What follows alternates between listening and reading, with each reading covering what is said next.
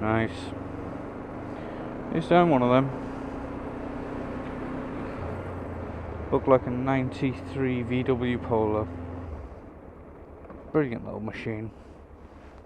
Wish I could go back to a day where I could own one of them. Alright, this isn't quite the way I wanted to do this video, if I'm completely honest, but as it turns out, telling your partner that you're taking 40 to 50 minutes out of the already busy nighttime schedule with the kids to go make a video gets you a swift kick in the bollocks. So unfortunately you're going to have to settle for this. The plan was to go out and do a video in the woods at night to illustrate what I'm trying to tell you. Shit don't wash with her, so here we go. This video we're going to talk about very real fears. Wild camping is in and of itself quite fraught with a lot of what we would conceive as perils. I mean, there's the obvious factor. You're going to sleep in a wilderness setting, which means you're not on a campsite, you're not in an established area where people will also be asleep around you, that's secure. You're going to be out in the middle of nowhere, hopefully undetected, and asleep. That in itself scares some people. Now, there's also the human factor. Like, I don't know why, but a lot of people tend to make it their business to be nosy and stick their nose into what you're doing. Busybodies and other, you know, like, you just be sitting there minding your own business, you're not hurting anyone or the environment or anything, and someone will come along. What are you doing? Why are you there?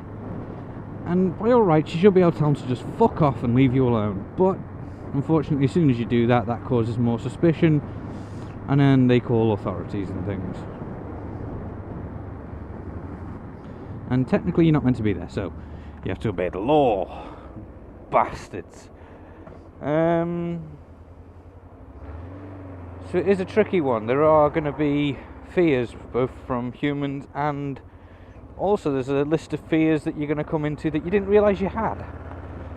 I remember one of my first times soloing, I came into a real fear. I encountered a jet plane going over. I wasn't aware they were going to be doing it. And it scared the fucking bejesus out of me, and it completely unsettled me. I didn't feel like I could continue on that trip. I mean, I stayed a few more hours, but fuck, it just wasn't the same after that. It affected me mentally, it shook me.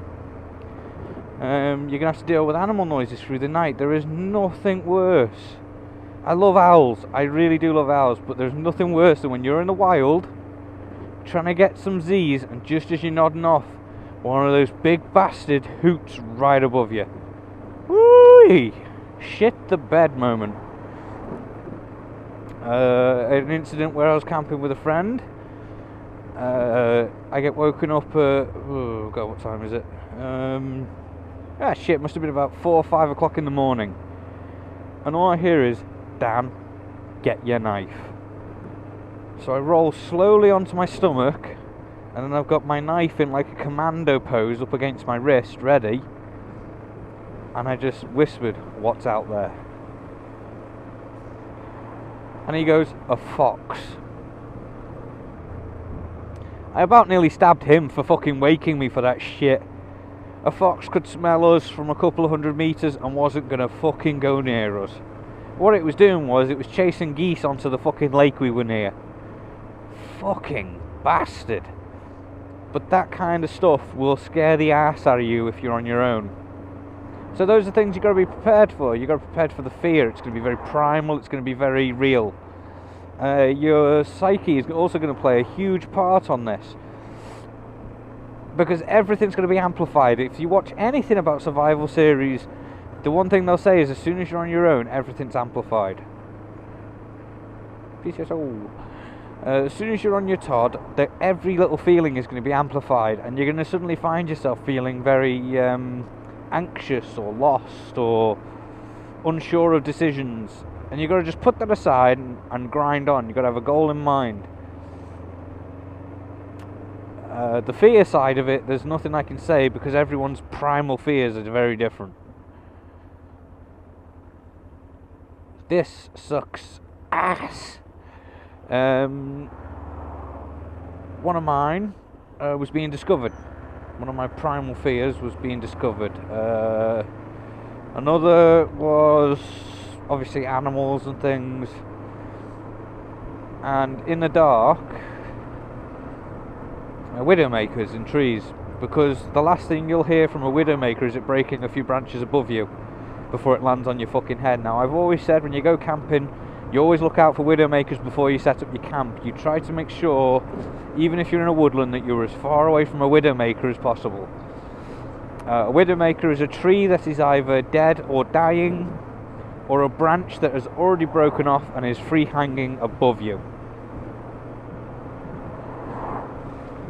These things are not to be taken lightly, as they kill more than most other things. Like, people aren't going to try and kill you. They're going to be a bit pissed off with you, maybe a bit angry. That's about it. You can normally talk your way out of them situations. Your fears won't contribute as long as you keep a level head. Remind yourself that it's just a primal part of your brain that's causing that fear. And it's natural. Fear is natural. It's what keeps you alive. It's what sends the blood to your legs to run away from the danger.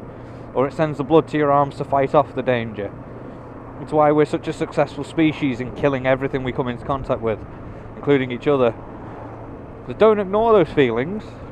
Now that's a tricky bit. I feel like shit saying this, but never ignore your fear feelings, because more often than not, that primal part of your brain, the lizard brain as they call it, or the ape brain, they are more in tune with the world, like the magnetic fields and the feelings of others and everything like that. And your fight or flight may be your best defense over logic. But I will say this, try and maintain your logic. Because the likelihood is that you don't need to fight or flight. You may just need to keep a level head and stay calm. If you get yourself into a panic situation and you start doing things rashly, you may end up hurting yourself when there's fuck all to be afraid of. That's a very convoluted video, I'm afraid, but it's years of knowledge and information that I've accrued poured into one 10 to 15 minute slot.